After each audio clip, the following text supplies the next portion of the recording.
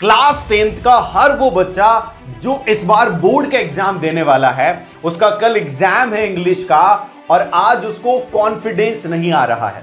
पढ़ाई बहुत कर ली है, रीडिंग कॉम्प्रिहेंशंस, राइटिंग स्किल्स और कई सारे जो ग्रामेटिकल हैं, जो आपका लिटरेरी पार्ट है, सब कुछ पढ़ लिया है, लेकिन कॉन्फिडेंस में अभी भी प्रॉब्लम है।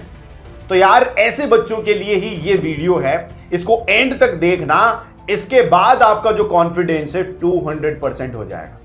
इस वीडियो में हम डिस्कस करने वाले हैं कैसे ये बच्ची मनस्विता, जो अपने सारे सब्जेक्ट्स जो है उनमें बहुत अच्छा परफेक्ट स्कोर कर आई है, कैसे इसने लास्ट के दिन में अपनी स्टडीज को मैनेज किया, जिससे इसका कॉन्फिडेंस बखूबी बना रहा और एग्जाम में बहुत अच्छे से इसने परफॉर्म किया। तो यार बच्चों, अभी हम बुलाते हैं हमारे सर को, जो कि इंग्लिश के बिल्कुल एक्सपर्ट है। ये आपको पूरा का पूरा जो डे का प्लान है कि लास्ट डे में आपको अपनी स्टडीज को कैसे करना चाहिए, ताकि आप अपना जो ड्रीम परसेंटेज है, जो 100 on 100 का आपका टारगेट इंग्लिश में, वो पूरा कर पाए। बच्चों, एक दिन में क्या करना है मायने ये नहीं रखता कि साल भर आपने क्या पढ़ा है, कितना पढ़ा है, क्या नहीं पढ़ा, लेकिन एक दिन में हम कहते हैं कि एक दिन में भी कमाल कर सकते हैं, गागर में सागर भर सकते हैं। जी हाँ, आज हम गागर में सागर भरने वाले हैं। एक दिन की वह स्ट्रेटेजी मैं आपको बताने वाला हूं, जिसको अपनाकर आप पूरा सीबीएसई पेपर फोड़ सकते हैं। सबसे पहले आपको जो एक दिन में पढ़ना है, आपका फुटप्रिंट्स विदाउट फीट जो बुक है, उस बुक के ये इंपॉर्टेंट लेसन्स है, a triumph of surgery, a thieves of story, footprints without feet और गोली। ये चैप्टर इंपॉर्टेंट जो आपको पढ़ लेने हैं। इसके बाद दूसरी बुक हमारी इसके अंदर ये लेसन है, a letter to God, Nelson Mandela, 2 stories about flight, glimpses of India, the sermon at Banaras. ये वो लेसन है जो आपको पढ़ लेने हैं। इनके अलावा कुछ नहीं आपको पढ़ना है। इसके अलावा ग्रामर पोर्शन में हम चलेंगे, उसके पोइट्री पोर्शन देखिए, जिसमें dust of snow, fire and ice, tiger in the zoo, the trees,